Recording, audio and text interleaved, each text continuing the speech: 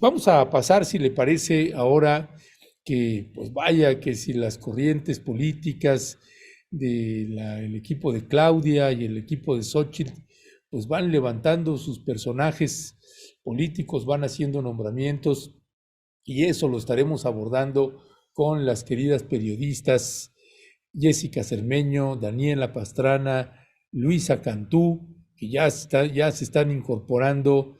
Y bueno, pues son temas que están así en candela pura, y hay un montón de lecturas para bien, para mal, unos que no te azotes y nada más son coordinadores y no son funcionarios, son secretarios de Estado, y otros no, pues es que ya es la lectura política, ya está mandando la línea, en fin, hay de todo. Y los personajes de Xochitl Gálvez, pues yo lo único que le puedo decir es que me parece que hizo una elección y una selección perfecta, mejor imposible que tenga ese equipo. Y ya estamos viendo ahí a Luisa Cantú. Luisa, muy buenos días. Hola Ernesto, muy buenos días. Buenos días, ahí se anda ya conectando también Daniela Pastrana, y vamos a ver si se incorpora en un instante más también Jessica Cermeño. ¿Cómo estás, Luisa? Todo bien, Ernesto, aquí en esta mañana con frío. Sí, Sí. sí, pues ¿Tú qué rica, tal ¿no? te ves ahí también? Sí.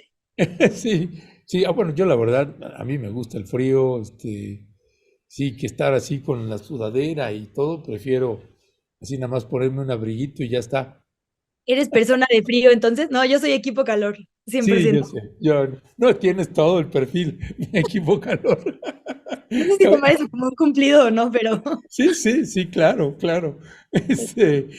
oye, mi querida Luisa, si quieres, mientras se está incorporando ahorita Daniela, que tiene que activar su cámara, le pedimos que active su cámara, y Jessica, que está por incorporarse, pues qué decir, se armaron ya los equipos, Luisa, los equipos de Xochitl y de Claudia Sheinbaum. Si te parece, vamos iniciando con el equipo de coordinadoras y coordinadores de Claudia Sheinbaum. ¿Qué decir? ¿Cuál es en un primer repaso, tu lectura, cómo entender eso? Ah, mira, ya están ahí todas.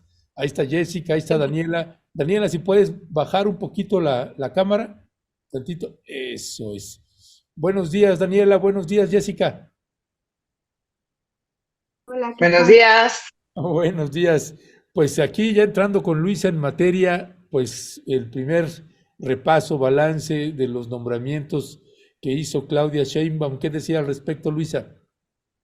Pues es, es nutritivo hacer el análisis ahorita que ya tenemos la definición de los dos bandos, porque se hicieron muchos de saque cuando Mm. Claudia lo anunció primero este domingo. Ahora tenemos los dos y eso nos permite contrastar. Yo veo y leí como por ahí algunos análisis y coincido con varios, en como muchos perfiles técnicos, por ejemplo, Pepe Merino, que hizo un trabajo espectacular por aquí en la ciudad con la Agencia de Innovación Digital, eh, digamos, como que veo por qué está cada una de las personas en el puesto donde Claudia los eligió.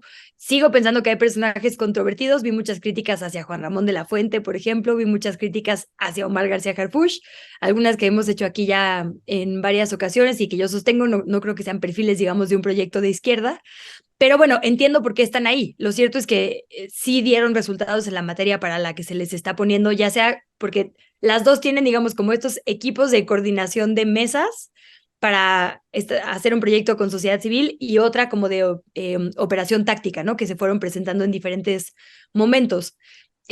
Claudia incluye en este primer equipo, digamos, que presentó como de operación tal cual al presidente del partido, a la secretaria técnica y a voces expertas, a la secretaria general, perdón, del partido, y ahora en estas coordinaciones como a perfiles muy específicos de la materia para la que se les está poniendo. Del otro lado, creo que lo que más llamó la atención justo es que todo lo contrario, se les está entregando a su equipo para conseguir votos a personas que no han conseguido nunca elecciones o que, digamos, hay una gran mayoría de personas que han ocupado cargos en las cámaras que están ahí o que llegaron ahí por la vía plurinominal o a personas que perdieron elecciones, ¿no? Era como muy sintomático que sus figuras mujeres eran justo Josefina Vázquez Mota, Carolina Villano, Margarita Zavala para coordinar con con la sociedad civil, es decir, como que no hace ningún sentido que estén en ese espacio porque no tienen verdaderamente carrera al respecto. Y pues eso abre, digamos, la posibilidad de la lectura entonces política, que es la única que queda. Y es la que menos quería Xóchitl, por eso es tan desafortunado. Xóchitl vendió su candidatura, se vestía de rosa, ahora ya no lo hace, creo que menos mal, ¿no? Sería ya demasiado nivel de cinismo. Pero vendió su candidatura, como ella misma se dijo, como una outsider o persona desde afuera, digamos, de la política, y esto termina de dinamitarlo. La única carta, digamos, en la que no se había contradecido, según ella, es decir, que no iba a ser la política de siempre, y ahora con estas figuras, pues lo termina haciendo. Y también da un mapa muy claro, entonces, de por dónde se va a construir el proyecto. Porque, por ejemplo, el exsecretario de Economía, Ildefonso Guajardo, va a coordinar nuestras relaciones internacionales, cuando apenas ayer o antier acusó con el embajador de Estados Unidos a México de que no estábamos siendo democráticos, y pone a la persona que justo puso un TEMEC original negociado con muchos intereses, digamos, subordinados a Estados Unidos, a hacer nuestro enlace internacional. No llama a su área de mujeres feminismo, la llama mujeres, porque al mismo tiempo tiene en su equipo de campaña a Margarita Zavala, que es abiertamente una persona anti-elección de las mujeres, eh, que a Alessandra Rosa Rojo de la Vega, que ha sido tachada como una supuesta feminista, que en realidad es una feminista, digamos, blanca de élite, que ha sido como muy tóxica justo para la discusión de los feminismos, ¿no? Entonces, creo que lo único que hizo fue dinamitar la posibilidad de seguir llamando su candidatura ciudadana, hablar de que no tiene ni bases políticas, porque tuvo que agarrar chile, mole, pozole de los viejos partidos, porque ni siquiera hay, digamos, lo más nuevo del panismo es Maggie Fisher, y Fer Doval. Maggie Fisher es la cuota romerista, supongo, que viene de un paso absolutamente gris en la Asamblea Legislativa aquí en, bueno, Congreso de la Ciudad de México, y a Fer Doval, que es el de contenido, que la campaña con menos contenido que hemos visto en la historia fue la de Ricardo Anaya, ¿no? Digo, ahí lo más memorable es la foto de él comiendo una tortillita doblada, que es el meme, o las caguamas, pero como que no hay, digamos, nada que sustente en fondo, ¿no? Estos nombramientos, y solo hay justo los de Fox, los de Calderón, los de Romero, pues las diferentes tribus, digamos, mayoritariamente panistas. Están por ahí también obviamente las priistas, que también no entendemos por qué Rubén Moreira subió una foto diciendo que no estaba para mamadas el mismo día, lo cito textual, el mismo día que lo están presentando para ese cargo, ¿no? Es como estos mensajes que justo lo que carecen es de proyecto y de contenido. Y Claudia, con todo y que habrá perfiles que nos hubieran gustado más, como por ejemplo si habría incluido al subsecretario de Salud, ex subsecretario de Salud, Hugo López Gatell, que no lo hizo, las personas que puso por lo menos tienen algo de credenciales. Entonces, no sé, la verdad es que no entiendo bien la jugada de la oposición, o si todavía hay jugada, la ausencia de los líderes partidistas también fue como muy clara. Y si lo que dice ella es que el mensaje de poner este cuotismo era de unidad, que no haya estado Beatriz Paredes, me parece el colmo de la falta de cálculo político, ¿no? Entonces, bueno, pues lo dejaría como saque por ahí diciendo que ya hasta me da pena en el sentido de, no de vergüenza, sino de dolor, ¿no? Hablar de esta campaña desastrosa. Órale, gracias, gracias mi querida Luisa. Pues Jessica Cermeño también, ¿qué decir de estos Dream Teams de Claudia y de Xochitl? Pues miren, la verdad es que por el lado de Claudia, primero quiero decir que como siempre concuerdo con todo lo que dice mi querida Luisa, y del lado de Claudia Sheinbaum, cuando dan esta alineación, digamos, sí me resultó audaz, por ejemplo, que apareciera Javier Corral ahí, ¿no? Por poner otro nombre de los que ya no había hablado Luisa, para no repetir lo que ella dice, y que sí, la verdad, que si tú ves a todo el equipo en conjunto, te da la idea de una propuesta política clara, incluyente, por supuesto. Ya sabíamos que iba a poner, pues, de coordinadores de alguna manera a sus rivales en la contienda interna, pero, por ejemplo, que retome a Gerardo Esquivel, que fue parte importante en el equipo económico del presidente López Obrador, que después incluso él sale del equipo de López Obrador por algunas diferencias que, por cierto, no se han hecho del todo públicas, pero que después otra vez como que de alguna manera Sheinbaum diga, bueno, quizá no se ha hecho todo lo que se ha podido hacer en este sexenio del presidente López Obrador, entonces, bueno, no lo dijo con palabras, por supuesto, pero que él siento que es lo que recupera en este equipo. El caso de Susana Hart, ¿no? Sabemos cómo fue la contienda interna en Oaxaca, que hubo pues mucha enojo de alguna manera de algunas de las bases del partido allá en el estado por la elección de Salomón Jara como candidato a gobernador y que ahora sea Susana Harp la que parece, que a mí me parece que es audaz el equipo por no repetir, insisto, lo que ya decía mi querida Luisa. Y del lado de Xochitl Gálvez, la verdad es que al final este equipo refleja lo que está detrás de esa campaña, y ya, ¿no? O sea, en un primer momento me parece que tuvo un impulso muy importante Xochitl Gálvez porque se creía que desde la oposición no podía existir una figura distinta, diferente, nueva, fresca, ¿no? Para poder enfrentar a Morena. Y cuando llega Xochitl Gálvez y su manera de ser, su manera de actuar, pues mucha gente, la verdad es que se emocionó, gente que está en contra del presidente López Obrador, que le gustaría no ver ganar a Morena, pero también creo que una vez que presenta este equipo, que son las mismas caras conocidas, sabemos perfectamente cuáles son los roles que ellos han tenido en los últimos años y como bien dice Luisa, no solo no son, digamos, ganadores, sino también son muy cuestionados o en el mejor de los casos grises en su actuar. Entonces, pues creo que eso al final refleja lo que está detrás. Miren, a mí me tocó ir por una cobertura de Univisión al registro de Xochitl Gálvez allá al PRI, cuando estaba con Alito Moreno, ¿no? Entonces, un día antes de que dijera al final que Alito no era buen priista, pero yo veía a Xochitl, la verdad, diciendo maravillas del PRI, y sí, sí, me quedaba yo con la idea de que es muy difícil mantener este discurso más allá de ese círculo donde estábamos, que son prácticamente los priistas, ¿no? Si tú quieres presentar ese discurso fuera del PRI, la verdad es que vas a ser muy cuestionado, sea Xochitl Gálvez o no. Y después que ella misma sabía, precisamente por esto que les estoy contando, sabía que no podía llegar a su siguiente registro de campaña diciendo algo bueno el PRI, entonces cuando se equivoca y dice que sí Alito, que sí buen PRI, o sea, te deja ver las contradicciones de esa campaña. Y yo creo que el equipo que presenta Xochitl es desgraciadamente para ellos, pues más de lo mismo y gris.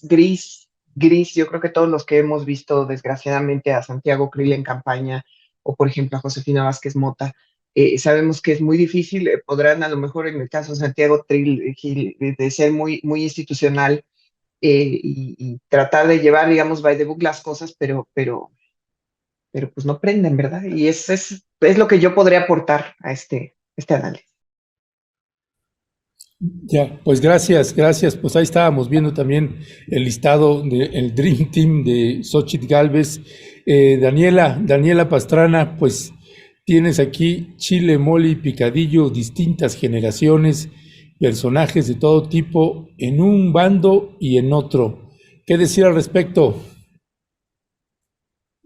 Hola Ernesto, pues mira, yo lo que creo, ya no quiero redundar mucho en lo que han dicho Luisa y Jessy sobre el tema del equipo de Xochitl, o sea, a mí me parece que va del gris al negro, ¿no? Entre el grisáceo de los que no han ganado nada o de los que llevan mucho tiempo en la política con muchos errores y con muchas cosas fallidas, hasta los muy, muy, muy oscuros como Moreira, que además salió en esa foto con sus lentes oscuros, que realmente era como de terror. Entonces va de gris a negro. Y lo que sí creo, y eso lo quiero ligar con el otro tema que tenemos, es que le están poniendo pues la cancha muy sencilla a Claudia Sheinbaum. O sea, por contraste, es muy fácil, pues, después de presentar Xochitl, este equipo, pues es muy fácil que uno pues medio vea bien el equipo que presentó Claudia Sheinbaum, ¿no?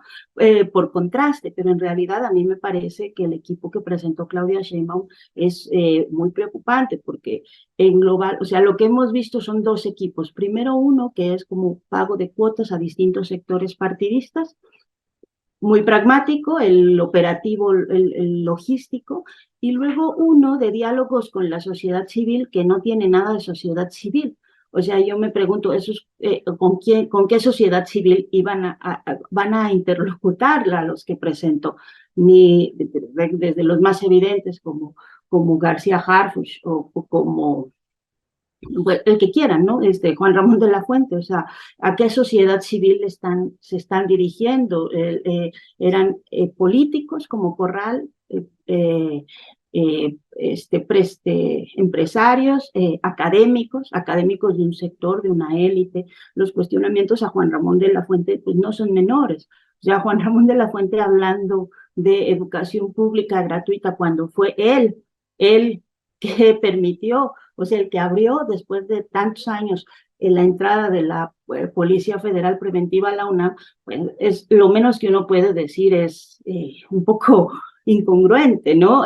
O inexplicable, por decirlo de algún modo, ¿no? Entonces, y efectivamente, aunque la secretaria, la coordinadora, ahora precandidata, ya me confunden un poco ya los cargos, pero la precandidata única, Claudia Sheinbaum, dijo que iba a tomar como base el proyecto de nación del que ya hablamos aquí, cómo se construyó y cómo se hicieron todas estas reuniones para construir ese proyecto de nación, pues vamos a tomar ese de base, pero pues aquí se va a construir una otra cosa, o no sé, o no queda claro, ¿no?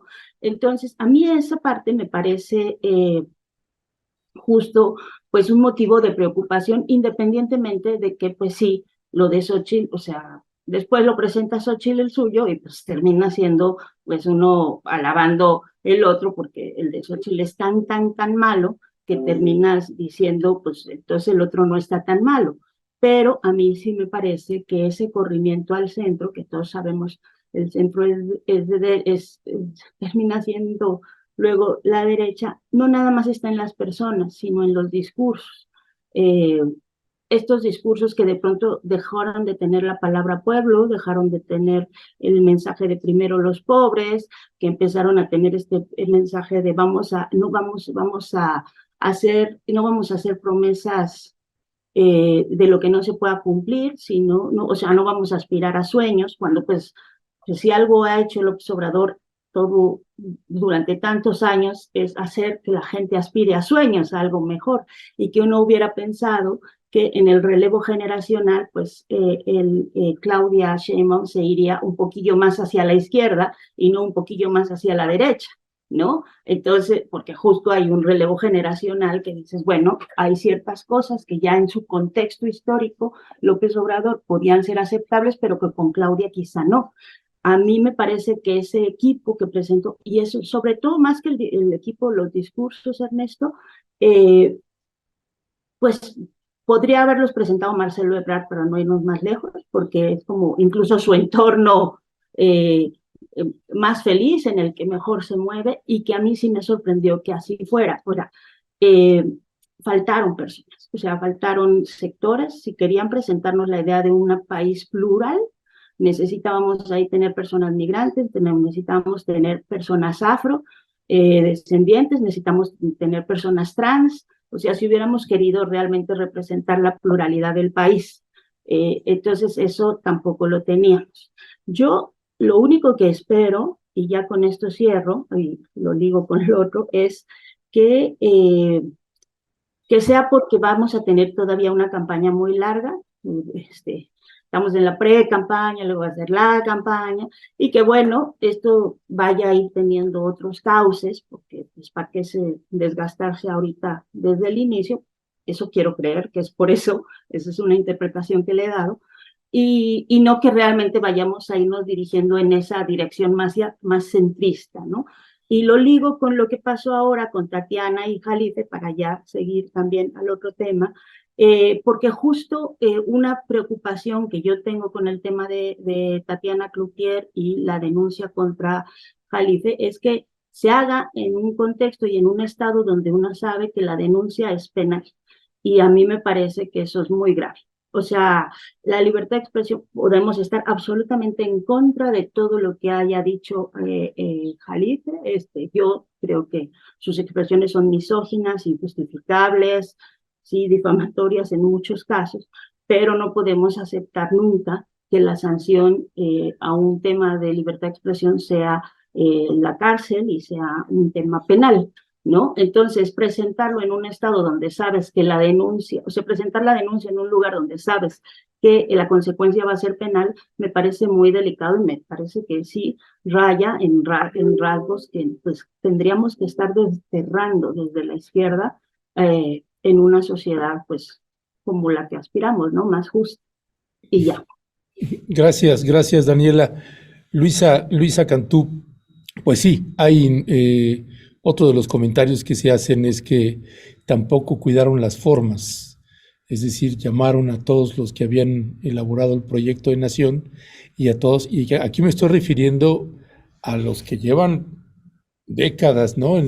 Antes en PRD, ahora en Morena, pero que están allí en la batalla dentro partidista, trabajando con las bases en las distintas en el interior de la República Mexicana, y simple y llanamente pues que pues cuando uno volteaba arriba pues no veías nada de izquierda y la izquierda estaba abajo sentada como invitados, y una parte de la derecha, no todos por supuesto, pero una parte de la derecha arriba, incluyendo a Harfuch o incluyendo a Javier Corral, que una semana antes había renunciado al PAN, ¿no?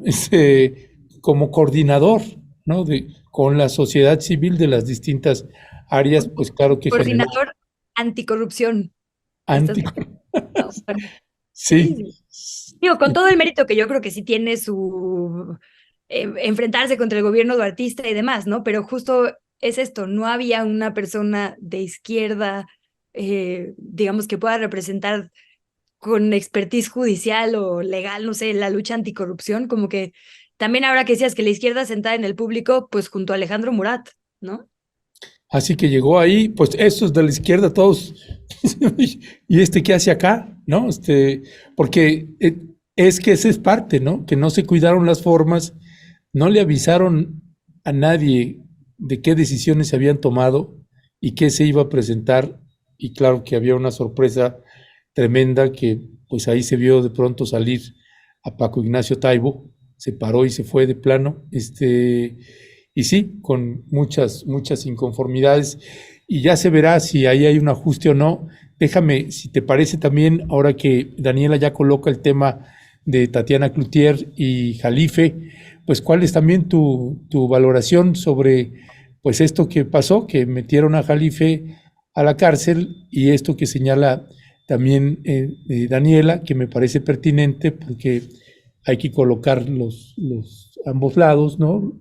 Los dos lados, unas declaraciones pues bastante irreverentes, en el mal sentido, misóginas, de Jalife, y no solo eso, sino que además si tiende mucho a inventar o a mentir, a hacer afirmaciones muy categóricas sin presentar pruebas, no solamente contra Tatiana, sino también contra la misma Claudia Sheinbaum, que ha estado así también muy rudo, pero de eso a que implique que lo metan a la cárcel, ¿cuál es tu mirada? Bueno, yo creo que el 90% de las columnas de este país hacen exactamente lo mismo, ¿no? O sea, no quiero decir que lo de Jalife es menos grave, creo que es un ejercicio constante de muchas figuras que tienen un micrófono o una pluma enfrente, ¿no? Efectivamente, creo que se puede, digamos, condenar el, lo que expresa Alfredo Jalife, pero hay varias cosas que ahorita decía Dani justo, ¿no? Hacer la denuncia en un estado donde se persigue de forma penal y no civil.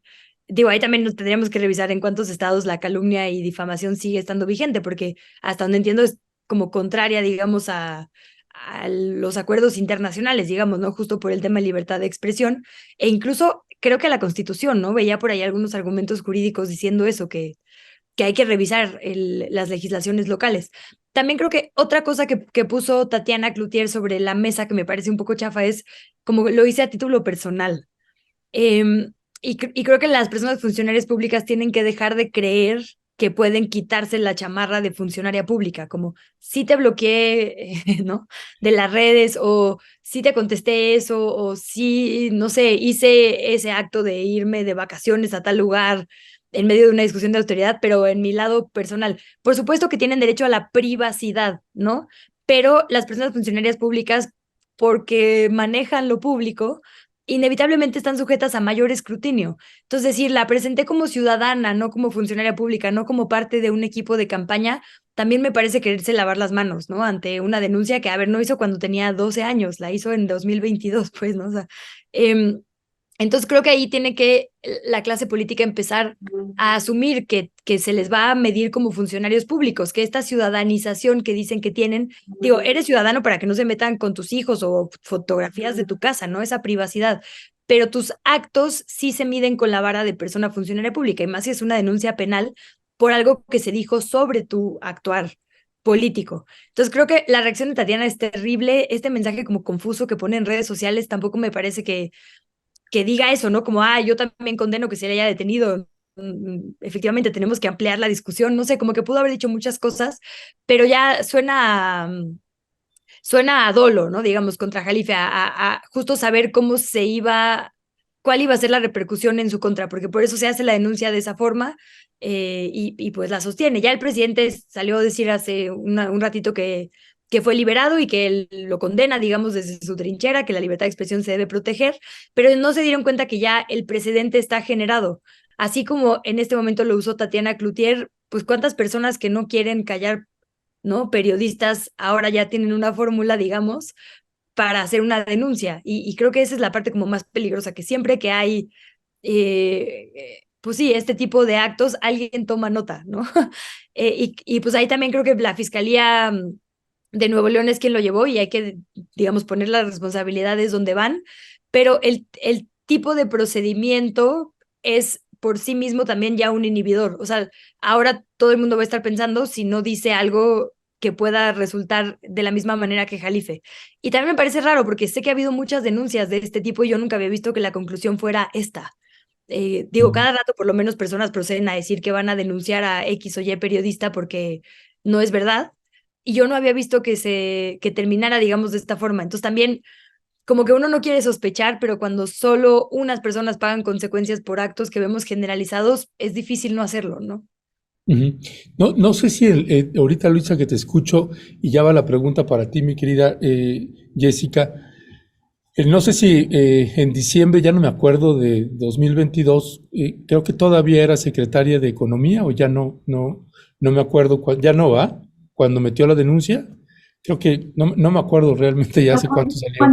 Cuando metió la denuncia, no, y eso es lo que ella alega, que en ese momento lo hizo solo como ciudadana. Ah, Pero es una persona que está dentro de un grupo de poder que está ahorita en el gobierno, o sea, que era secretaria, bueno, que era funcionaria, y lo que dice Luisa, perdón, pero es que sí, yo creo que no te puedes estar quitando y poniendo estás dentro de un equipo que luego vienen campañas y eso, y estarse quitando y poniendo, yo soy ciudadana, y quitarte la chamarra de funcionaria, porque en ese tramito, en esos 3 meses tú no estabas activo, me parece un poco tramposo, porque además sabes que en Nuevo León es un delito penal, y eso es lo que yo creo que es el meollo, ¿no? Ayer veíamos también un videíto de Claudia Sheinbaum que le preguntan al respecto. Ella dice que está a favor de la libertad de expresión, pero que se le hace raro que si la denuncia fue en diciembre de 2022, la vengan a aplicar ahorita en diciembre de 2023, cuando ya Tatiana Cloutier fue designada como que va a estar en el equipo de Claudia Sheinbaum. Sí, ¿Qué perdón que decir me meta, sobre? pero es que, ¿Eh? sí, perdón que ahí me meta, pero es que eso sí tienes razón, ¿no? Como que, pues un poco, digo, perdón que cruce temas, lo mismo que Samuel, se decide al 10 para las 12 la corte que siempre va a tener cierto criterio, ¿no? Como que, o sea, justo a veces por eso uno no quiere ser conspiracionista, ¿no? Pero efectivamente, por más que no sean figuras que están en campaña, las fiscalías, el Poder Judicial, pues también hacen política y lo hacen como lo hizo el Congreso de Nuevo León en los márgenes de la ley, pero para fines pues personales o partidistas, ¿no? Y esa también es una lectura que creo que se tiene que hacer. Perdón que Y, me... adelante, Jessica. Yo nada más, déjame añadir esta parte, que esto que decía Luisa, pues se queda el precedente de la denuncia de Tatiana y la implicación de que Jalife terminó en la cárcel, cosa realmente absurda, ridícula e injusta. Eh, pero, por ejemplo, Violeta y yo nos quedábamos platicando, joder, pues así como le ha pegado duro luego a Violeta, se comportó muy rudo Tatiana con Violeta por el tema del litio, y que además el debate con Jalife fue el tema del litio. Decíamos, joder, pues a ver si no nos cae una denuncia, una demanda también de Tatiana, porque Pues sí, resulta realmente absurdo que se permitan estas cosas, Jessica, ¿qué decir? Pues es que sí es terrible. Yo creo que la verdad el presidente López Obrador puso su postura esta mañana, que me parece la más clara.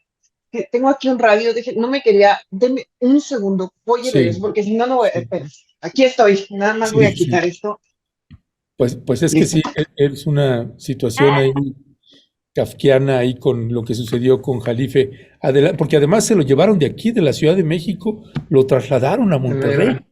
¿no? Sí, disculpen esta Ni siquiera interrupción. estaba en Monterrey. Adelante, Jessica. Efectivamente, disculpen esta interrupción, pero es que luego de por sí uno no piensa muy claro y luego con los ruidos menos te concentras, ¿no? Pero totalmente de acuerdo. A ver qué pasa. Hay que recordar la historia de la difamación y la calumnia en los códigos penales de este país. En el 2007, yo no sé si ustedes recuerdan, pero todos los periodistas en ese momento lo agradecimos. Se deroga del Código Penal la difamación y la calumnia del Código Penal Federal para que no se pudiera seguir victimizando a los periodistas específicamente, ¿no? Por supuesto, también hay muchos políticos que han utilizado esto como una estrategia, la difamación y la calumnia, para perseguir políticamente a todas las personas, y política y judicialmente, ya decía Dani, penalmente a todos los que pueden afectarlos. Pero en el caso de México se deroga del Código Penal Federal en el 2007, pero todavía estaba viendo, y este es un dato que acabo de ver del Comité para la Protección a los Periodistas, hay 9 estados donde está criminalizada esta conducta, esta difamación, calumnia, es decir, tú, si tú no estás de acuerdo con lo que se dice de ti, puedes ir eh, a un proceso judicial en contra de la persona que te está difamando, ¿no? Por supuesto que todos tenemos muchas cosas que decir sobre don Alfredo Jalife Rame por la manera en que argumenta, por los grupos sociales y hasta raciales que a veces defiende, pero si algo ha distinguido al gobierno del presidente Andrés Manuel López Obrador, que lo hace diferente, por eso dentro de todas mis críticas, que saben que las tengo, cuando quieren ponerlo en la misma bolsa que a Venezuela o a Nicaragua, yo les digo, hay una gran diferencia, porque aquí siempre desde Presidencia de la República en este sexenio se ha pedido que se diga lo que sea, ya después el presidente blasfema, se enoja y sabemos todas sus opiniones, pero tiene esa máxima de que se deje a la prensa decir, ¿no? Digamos, que no haya un proceso. Por eso viene tan cuestionado esto que ha hecho Tatiana Cloutier, que efectivamente yo estoy de acuerdo con Dani cuando dice que ella sabía perfectamente que las consecuencias eran penales y que no deberían de tomarse a la ligera. También ya lo decía Luisa, de por cómo es una persona pública y cómo debes tú respetar su privacidad, pero no en este tipo de cosas. En fin, ya lo explicó Luisa, pero a lo que yo voy es que ¿por qué nos debe importar esto más allá de lo que le pase a don Alfredo Jalife Ramos? Porque quizá él, porque también vi unos comentarios en redes sociales donde dicen, bueno, también deberían detener a Lorete Mola y también deberían detener a eh, otros periodistas, Denise Dresser, por ejemplo, por sus comentarios también que a veces hace. Pero lo cierto es que quizá ellos tengan un gran equipo de abogados que puedan sacarlos de ese problema. El problema son a nivel local, donde existen sobre todo periodistas, porque así es, que publican un comentario, que publican un indicio de irregularidad o incluso que publican un reportaje donde ellos quizá no puedan dar las fuentes porque ustedes saben cómo está este país, específicamente la agresión a la prensa, y que los van a combatir con estas leyes en estos 9 estados. Y esos, por supuesto, ellos no están ni en el foco público, ni vamos a saber nosotros de todos los casos, ¿no? Y por eso yo creo que es importante que primero deberían derogarse todas estos designios en los códigos penales estatales de 9 estados. Por aquí tenía la lista, pero ya con tanto ruido, quizá dónde la dejé, pero si la recupero, se las paso, ¿no? Que en estados tan disímbolos como Campeche o Nuevo León pueda ocurrir esto. Estoy totalmente de acuerdo que no es que se esté deteniendo a todos los que acusan de difamación, que esto parece por la notoriedad del caso, pues te deja ver que sí, que los procesos judiciales no son iguales para todos, y además no podemos saber tampoco eh, cómo se reaccionaría en un caso de pues, una persona común y corriente. Y a mí creo que es lo que causa escozor y creo que sí le puede traer problemas, obviamente, a Claudia Sheinbaum. Y ahora que Tatiana Cloutier está como parte de su equipo, pues por supuesto que esto va a generar pues muchísimo golpeteo político y creo que con razón, porque se tendría que haber manejado de otra manera, sobre todo en un momento de la historia digamos, de este sexenio, que el presidente siempre ha dicho que no se puede censurar a la prensa y que eso ha sido, y lo vuelve a decir esta mañana, ¿no? Y dice, yo me llevo muy bien con Jalife, me llevo también muy bien con Tatuana, y que hay que se arreglen ellos, esa fue la frase, si no me equivoco, eh, pero siempre se ha repetido que la prensa se regula con la prensa, al final. Pues sí, pues gracias mi querida Jessica. Pues sí, creo que es, finalmente nada más concluyendo, creo que es un asunto en el que sí me parece que Jalife tendría que medirse en los ataques que luego hace. No, y Los, sin duda, y a lo mejor que sí, hubiera sí, algún tipo, perdón que te interrumpa, pero algún tipo de contención para él, ¿no? Como para muchos que de repente lo que dicen, no puedes decirlo de esa manera en un espacio público, pero no sé si deteniéndolo, ¿no? Y no bajo esta no, regla. sí, no encarcelándolo, ni mucho menos. En fin, pues es todo un tema, ya veremos que sí, lo que yo puedo prever, conociendo el personaje Jalife, como lo hemos visto, pues que pues, se va a salir peor y ahora se va a ir sobre Tatiana, quién sabe de qué manera, ya veremos qué sucede. Por lo pronto, si les parece, vamos entrando al siguiente tema, en la reducción de la jornada laboral a 40 horas, que ya pues hasta el presidente de la República, Luisa, sigues tú, ¿verdad? Sí, ¿verdad? Ah, este, hasta el presidente de la República pues ya propuso mejor posponerla para el siguiente año la discusión. ¿Qué decía al respecto, Luisa? Ay, pues sí, como que siento que el presidente se fue ahí por la Sí. fácil porque en realidad creo que le preguntan como por la posición de Slim, que digo, ¿qué iba a decir Carlos Slim, verdad? Le preguntan y él dice, no, es mejor que la gente trabaje más tiempo por más dinero a que trabaje menos tiempo por menos dinero. Pero pues no, como que claramente no está entendiendo nada. Es menos tiempo por más dinero. O sea, claro, sumas más dinero porque muchas horas mal pagadas pues suman más dinero, pero justo ese es el meollo de la discusión. Y entonces le pregunta al presidente y en una forma como no confrontativa con la clase empresarial y particularmente con Carlos Slim dice, bueno, vamos a escuchar todas las voces. Los parlamentos abiertos sirven para cuando hay muchas voces sobre un tema que no tiene una, digamos, como una luz clara. Sé que está confuso esto, pero por ejemplo, ¿se debe abrir el mercado a los privados? No hay un derecho constitucional, bueno, sí, él vaya a la soberanía, ok, mal ejemplo, pero digamos que donde efectivamente podría haber un debate sobre los derechos que no están establecidos, digamos, ¿no? Constitucionalmente. A ver si lo hago más claro ahora. Tú no puedes hacer un parlamento abierto sobre si deben esclavizar mujeres, ¿no? No se deben escuchar todas las voces siempre. ¿Por qué? Porque hay ciertos derechos que ya están protegidos, esos lineamientos ya son obvios, ¿no? Como los derechos de las personas. Entonces, ¿necesitas un parlamento abierto para escuchar al opresor y al oprimido sobre si debe seguir oprimiendo gente? Por supuesto que no. No en todos los casos, ni en todas las reformas, ni en todas las legislaciones debe haber parlamentos abiertos. Esa es mi postura. Hay unos donde el propio derecho, digamos, internacional y mexicano ya te da la pauta. Los datos en México son absolutamente escandalosos. En Europa, déjenme el dato exacto para no mentir, las legislaciones en otros países son por las 32 horas de trabajo a la semana, o sea, ya van en esa batalla.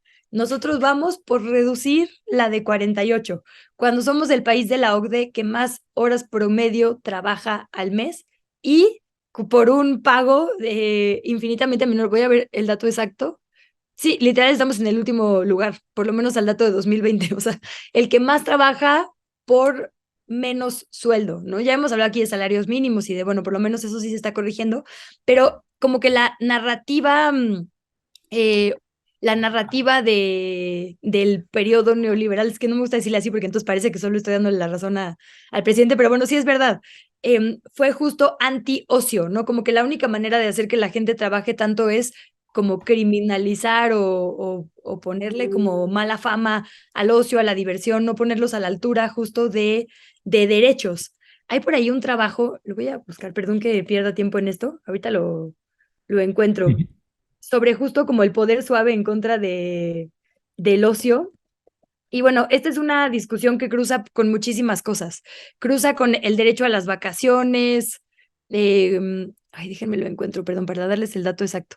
Bueno, ahorita lo encuentro mejor cuando hable alguien más para no quitarlo, pero digamos que cuando el eje medular no es que tenemos derecho a ocio, a recreación y a vacaciones, es el tema de jornadas largas mal pagadas, es el tema de vacaciones no remuneradas, como que hay un montón de discusiones que tendríamos que tener para una vida mucho más digna que no se discuten a fondo si lo que hay en nuestro imaginario colectivo es esta cultura justo de el como echaleganismo y solo nos vamos a superar siendo más productivos y trabajando más horas.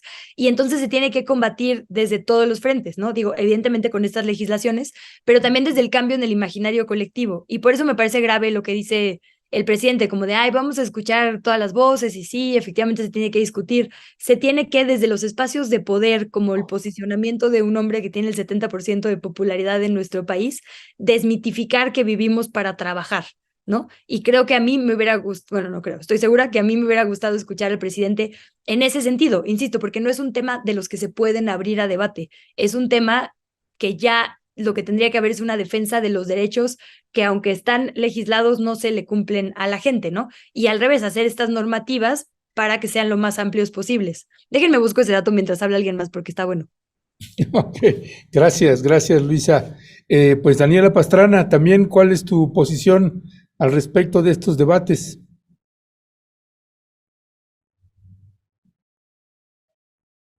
El micrófono. Justo creo que lo puse en lugar de Ok. de quitarlo, pero bueno, a mí lo que me parece como muy relevante de esto es un poco lo que decía Luis. México es con mucho el país que va más atrasado. Ahora sí, que la OCDE, se ha hablado mucho en estos días del tema de educación, pero parece que el tema del trabajo no lo ponemos en el mismo nivel porque no nos preocupa tanto que sea el último país de la OCDE con el tema del horario y de las horas de trabajo. Pues es el país que más trabaja por menos sueldos de toda la OCDE, ¿no? Donde se trabajan más horas. Y es una ley, una jornada laboral que no se ha modificado en 100 años desde la Constitución de 1917, ¿no? Y hay una cosa que a mí realmente me puso en evidencia y me mostró en su, en su dimensión más atroz lo que hemos normalizado nuestras condiciones precarias de trabajo, que es que se aprobó esto de la ley Silla, ¿no? Es decir, se aprobó que las personas no estén 8 horas paradas, como en el caso de las cajeras de los supermercados.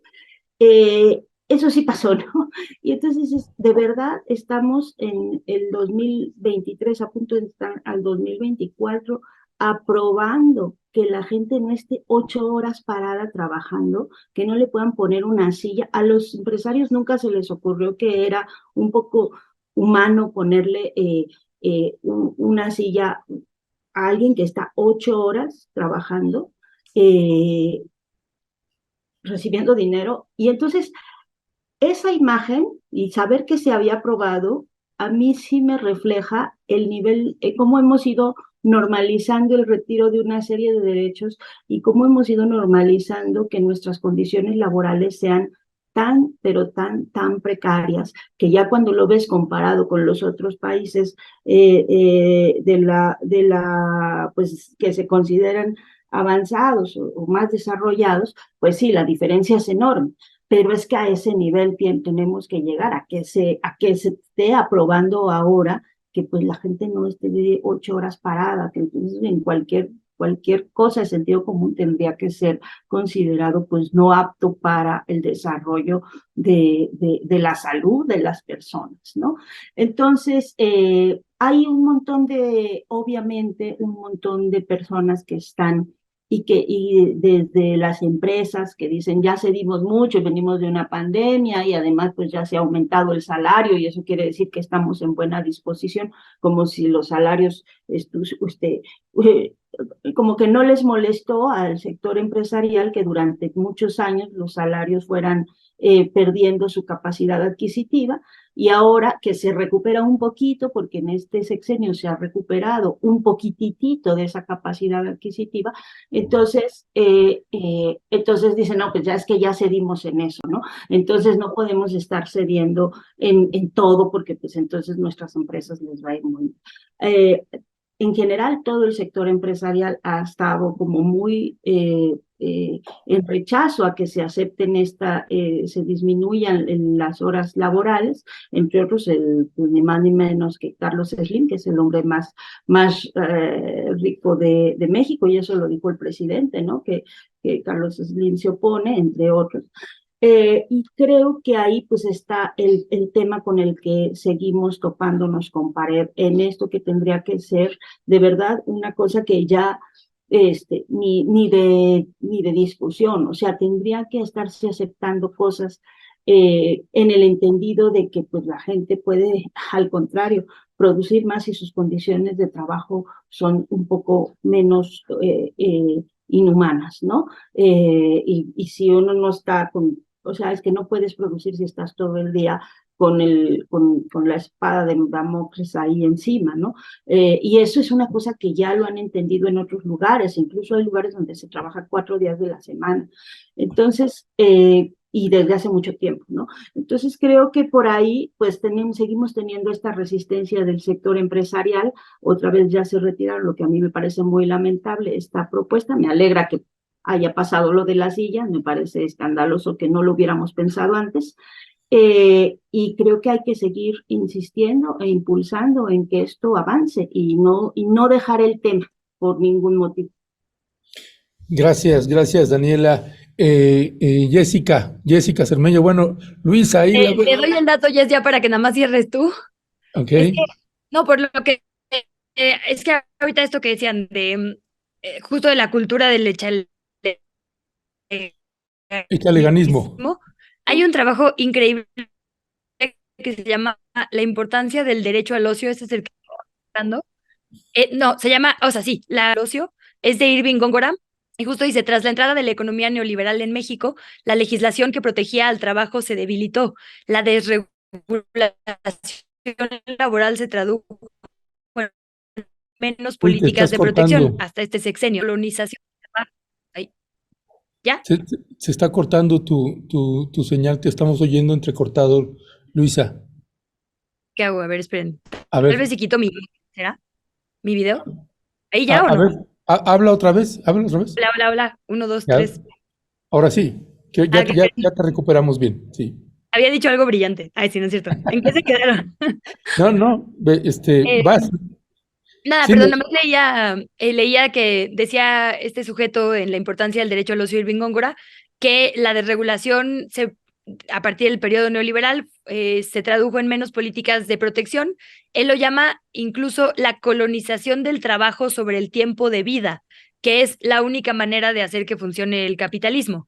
Y el dato que les quería decir que me parece bien importante es eso, porque como que se nos ha hecho, bueno, en este argumento, digamos, de Slim, ¿no? Es que es mejor que la gente gane más dinero trabajando más horas, pues absolutamente falso, porque el dato al día de hoy es que 74 de cada 100 personas que nacen en la base de la escalera social, en la pobreza extrema o la pobreza, por más que le dediquen sus horas completas a ello, no van a tener movilidad social. La gente puede pasar literalmente esclavizada todas las horas de su vida y no va a superar esa condición de pobreza.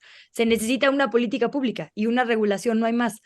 Puedes trabajar todas las horas de tu vida y con la paga que hay y el contexto no te va a alcanzar para más.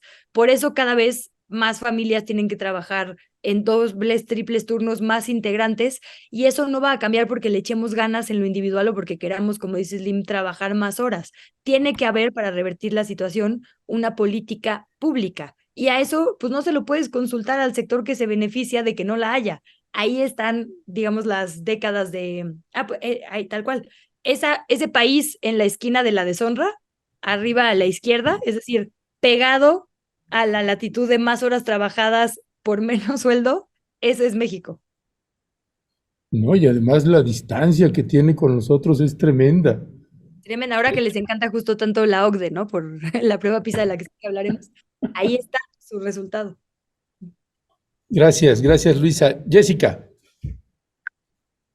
Pues miren, yo siempre que hablo de este tema, del tema del salario mínimo, de cómo ha crecido y de ahora que estamos hablando de esta jornada de 40 horas, tengo que regresar a donde yo estoy convencida, no hay alguien que no me haya dicho lo contrario con suficientes datos, de que tenemos que agradecerle a la negociación de Donald Trump y del Tratado de Libre Comercio con Estados Unidos todos estos nuevos eh, derechos laborales. No lo digo, obviamente sé que suena escandaloso de agradecer a Donald Trump, pero hay que ver qué pasó en esa negociación del famoso TEMEC, porque ahí es donde se define que todos los trabajadores de México tendrán que tener libertad sindical para estar con el sindicato que quieran, tendrán que tener la posibilidad de crear su propio sindicato, y eso ya hemos visto, yo sé que no son las noticias de primera plana, cómo se han ido arreglando estos problemas sindicales y que creo que por eso la actual secretaria de Gobernación en este momento está como secretaria de Gobernación. Pero otra de las cosas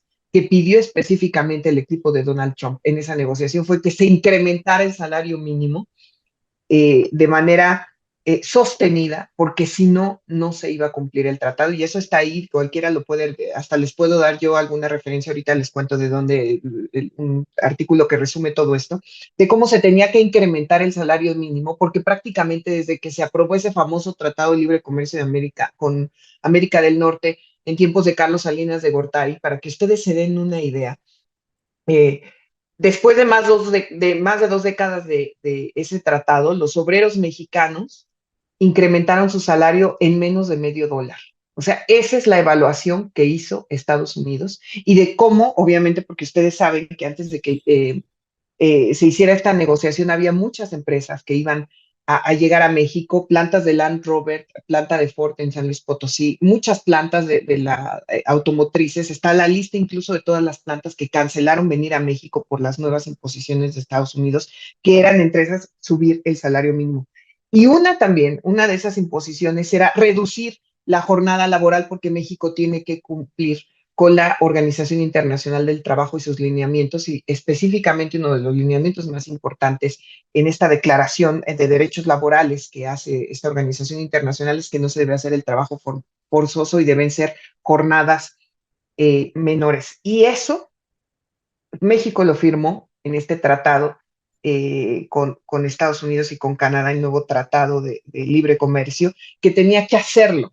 Al final, no depende de si sea una organización la que lo impulse, si sea incluso un grupo del empresariado. Por eso a mí me gusta la declaración que ha dado la presidenta de Canacintra en los últimos días, de nosotros estamos de acuerdo con esa reducción a 40 horas porque sabemos que lo tenemos que hacer porque fue lo que firmamos con Estados Unidos. No hay vuelta atrás y yo creo que el presidente lo sabe.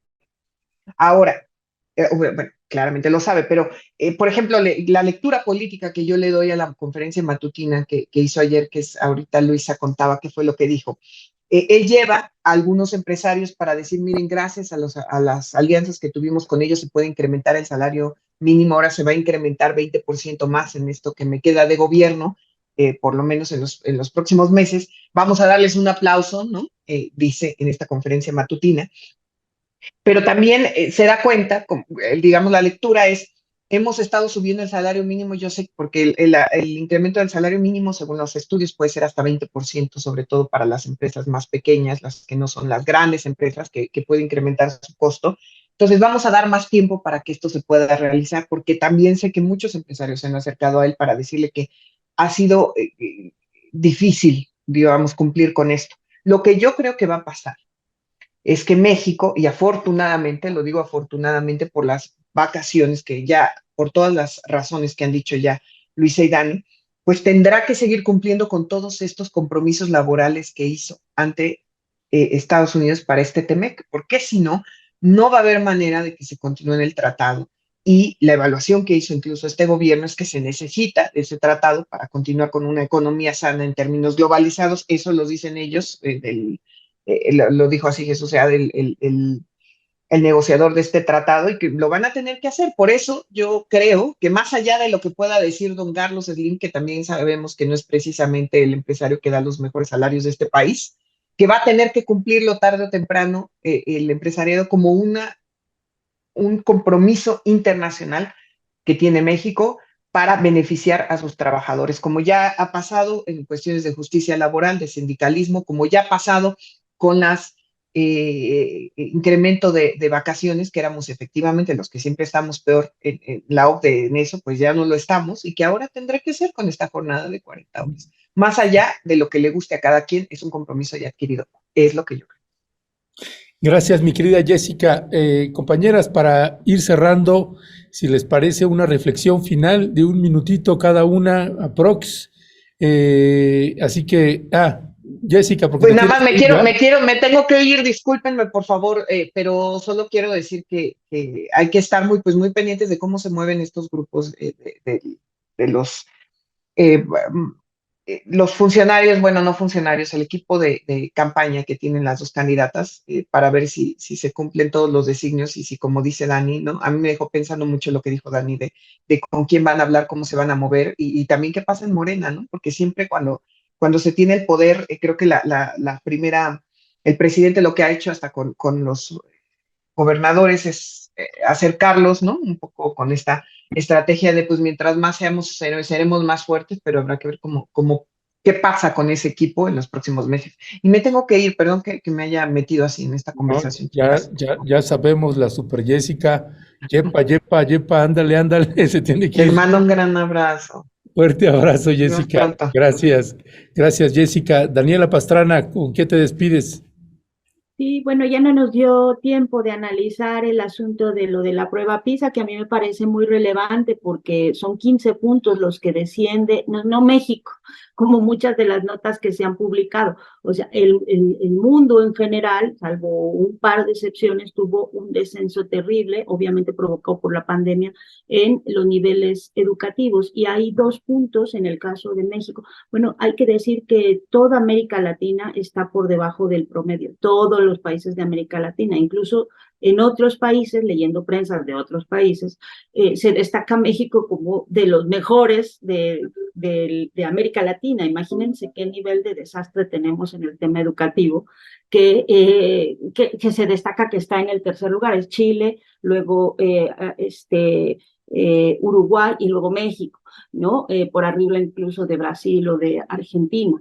Entonces, solo quería poner dos puntos que me parecen relevantes, quizá para la siguiente semana. Uno es de esa gráfica que están viendo ahí, que puso Andrés Keyman en Twitter, que me parece muy relevante porque nos muestra cómo incluso los deciles más altos, es decir, la gente más rica de este país, la que tiene acceso a la educación privada, porque se habla de la educación como una cosa homogénea, pero pues hay unos que tienen acceso a educación privada y eso también está muy mal. O sea, no solo es la educación pública, sino también la educación privada, la que sale muy mal en los resultados de la prueba PISA, y eso es algo que tenemos como que poner atención y entender qué es lo que ha pasado y qué es lo que sucedió y qué es lo que tenemos que hacer y ajustar en la educación. Y el otro, que sí, que es esa gráfica que pues baja mucho y todo es lo que ha destacado la prensa últimamente en estos 2 días, que pues México cayó al nivel no sé de qué año en los resultados, sobre todo en matemáticas, que es donde más bajó, o sea, bajó en comprensión lectora y bajó en ciencias también, pero sobre todo en matemáticas. Pero lo que me interesa de esas gráficas que han estado saliendo, una de estas es del INCO, pero hay varias que están muy en el mismo sentido, es que ya veníamos, antes de la pandemia, ya veníamos con esta caída muy fuerte, pues desde básicamente 2009, ¿no?